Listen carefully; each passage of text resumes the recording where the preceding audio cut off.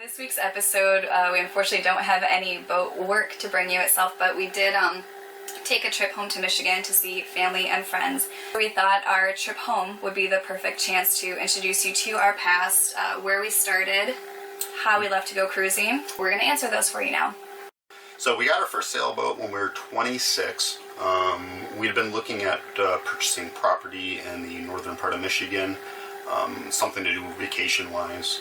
We realized that we had been spending pretty much all of our free time every weekend sitting in front of the TV doing Netflix, yeah, doing nothing really productive with our spare time. We thought we'd buy a piece of property and do like a little tiny cabin type of thing up there. The fear with that is that we would just end up in our cabin watching Netflix. Yeah, pretty much, and I think that would have been the truth. When we thought about it, well, what can we do with our spare time? And of course, boating was a possibility.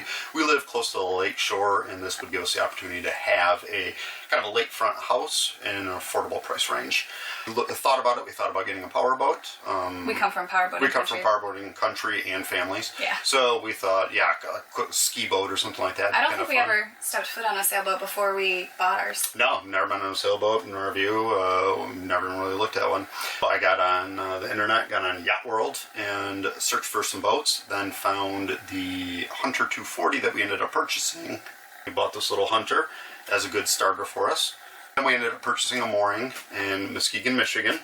Leave work on Friday evening, show up at the boat 45 minutes later, take the dinghy out, done. Yeah. If we had to raise the mast every single time, trailer it, so on and so forth, we'd be watching Netflix. We'd be watching Netflix. Know ourselves well enough to know exactly what limitations we have.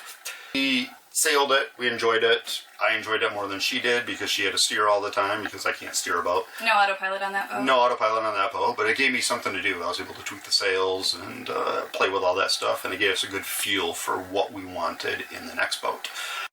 Cut to 2010, we decided it was time to buy a new boat, and one harbor over, basically, well, two harbors over in Holland, Michigan was the Sabre. So we ended up getting that, again, as just an upgrade to our weekend home was the intent. Because in the Hunter, we could barely sleep, not comfortably.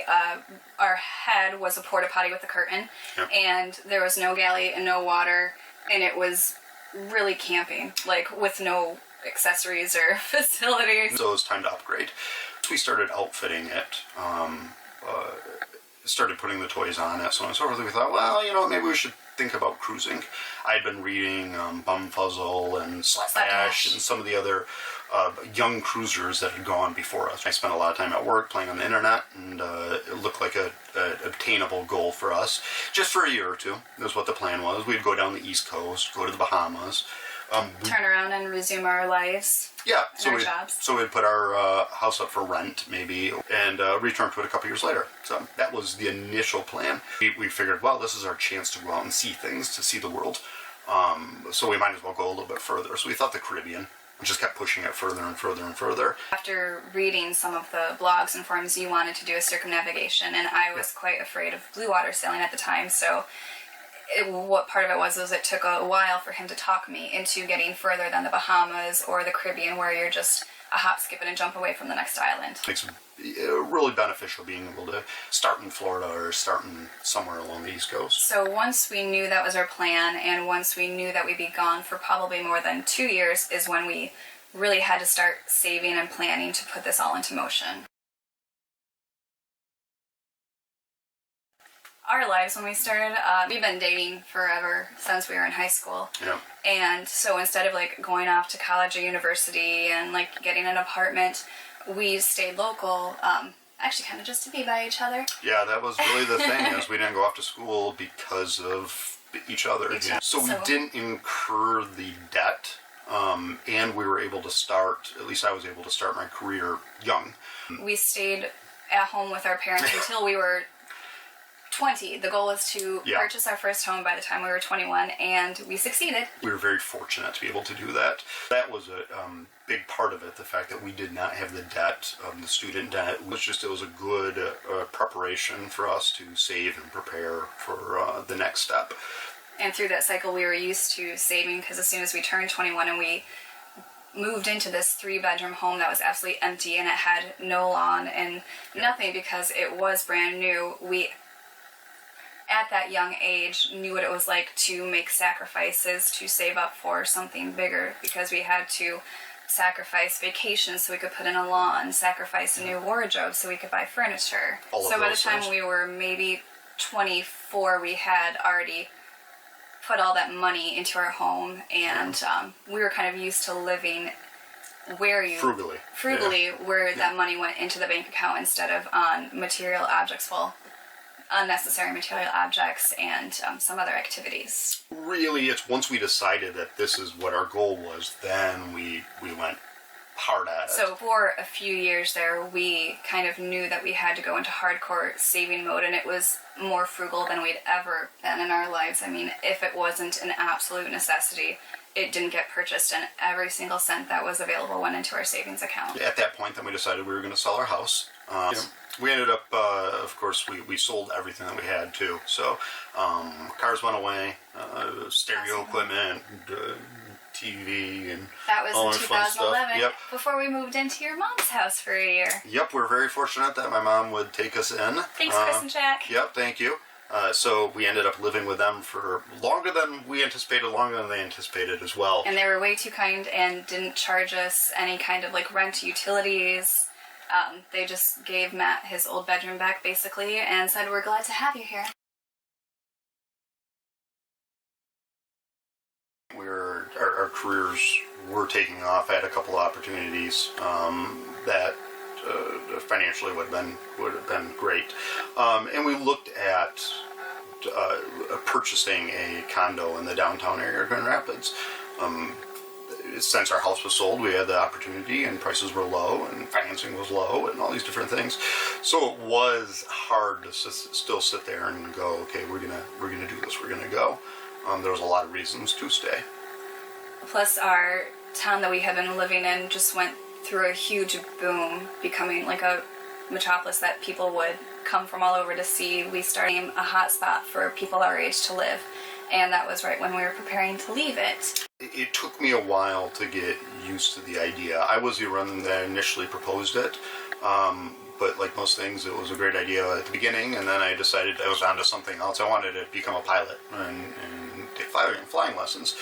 Jessica grounded me and told me that no, you've said you wanted to go cruising. We're going to go cruising. He said he was going to take me to the Bahamas. I couldn't let him take back his word on that. Yep. So I'm okay, we're going to do this, and she was really the catalyst. She's the one that kind of kept prodding me along and forcing me to go do this, and very thankful that that was the case. So since we've left in 2012, one of the hardest things has been leaving behind our old lives. We haven't had many opportunities to go back.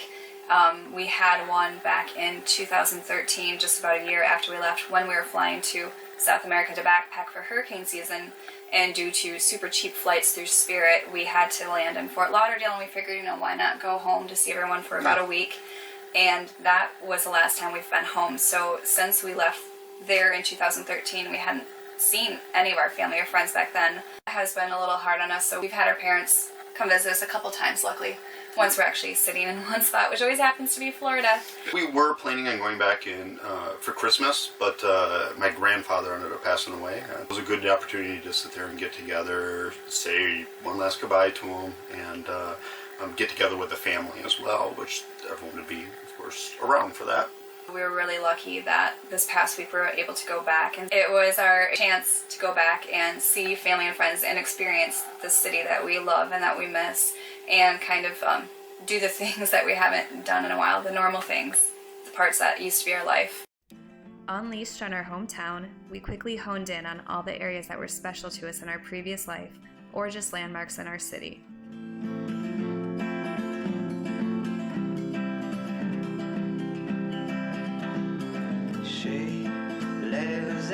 I think of being back in Grand Rapids. It's cold and it's gray. Yep, that's Grand Rapids. That is Grand Rapids. Down below where all the sun. Love. We had lunch at a spot we used to go on dates in high school.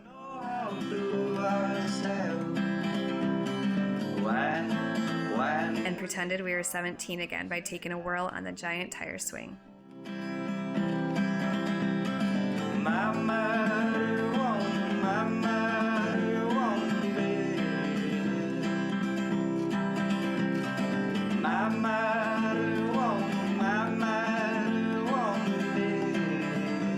We couldn't come back, though, without a stop where all of our dreams and our realities for sailing began, on Lake Michigan.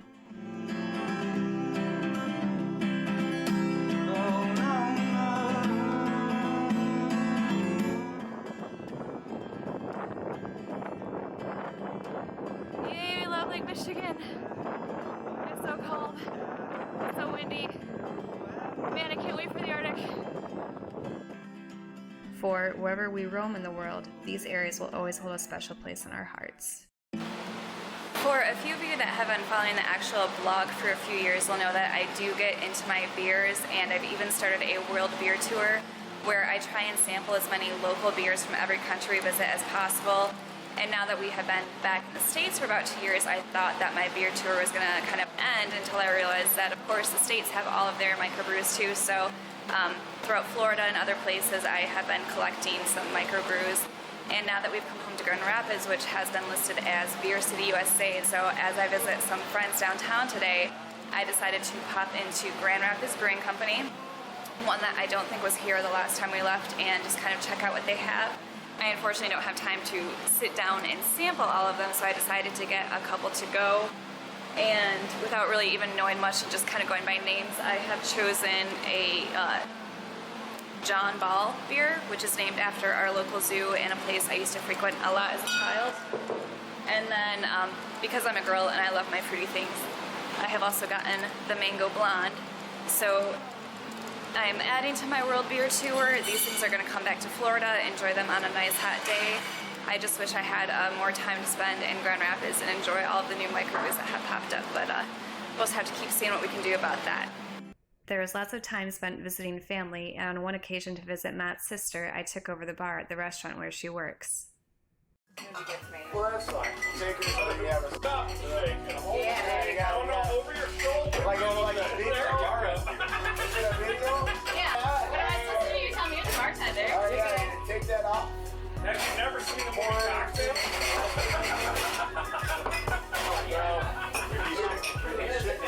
There you go.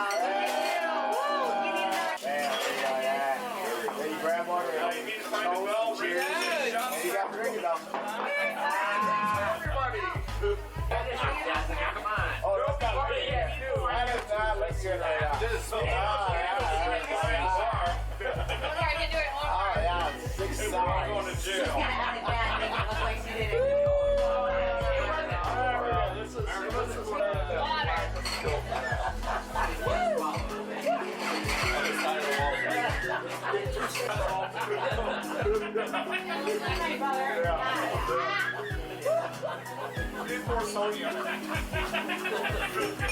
Oh, look at what she's coming back with.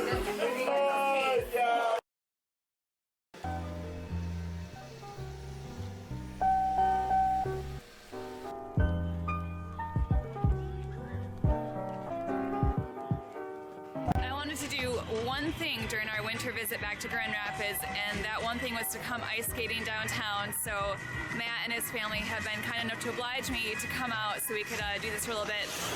And this is my first time on ice, and I don't know how long, and I don't know if it's me or the blades, but it's quite the hilarious experience.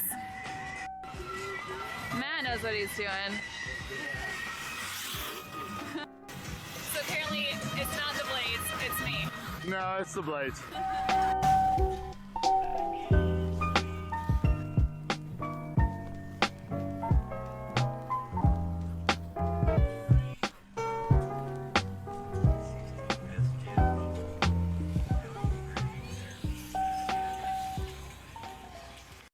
So that is kind of the backstory of how we started, how we got our start in sailing, how we left to go cruising in 2012 at the age of 30, and partially how we got to where we are now with this new boat. Go back to our first episode for more of an explanation of how we ended up in the boatyard with the boat that we're in right now. But hopefully that's answered some lingering questions for new viewers and followers, and we hope you'll keep following along as we finish up this boat and get on the water. If you would like more information on our saving to go cruising, we did a podcast for Sailboat last summer, so we'll put the link to that in our blog if you want to check it out and take a listen to that, and hopefully it will give a better breakdown than we're able to give in this episode of how we got out there and what we did to save. down in the little info Yes. below. Down Below the video Down in the detailed description will be a link. We'll find a link there. Until I can learn how to overlay things in these videos, it's been too long, I have no time. Yeah. So, that's it.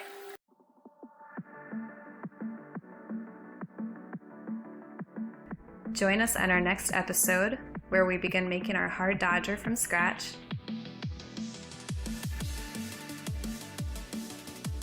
And we also celebrate our 12-year wedding anniversary with a trip to the beach.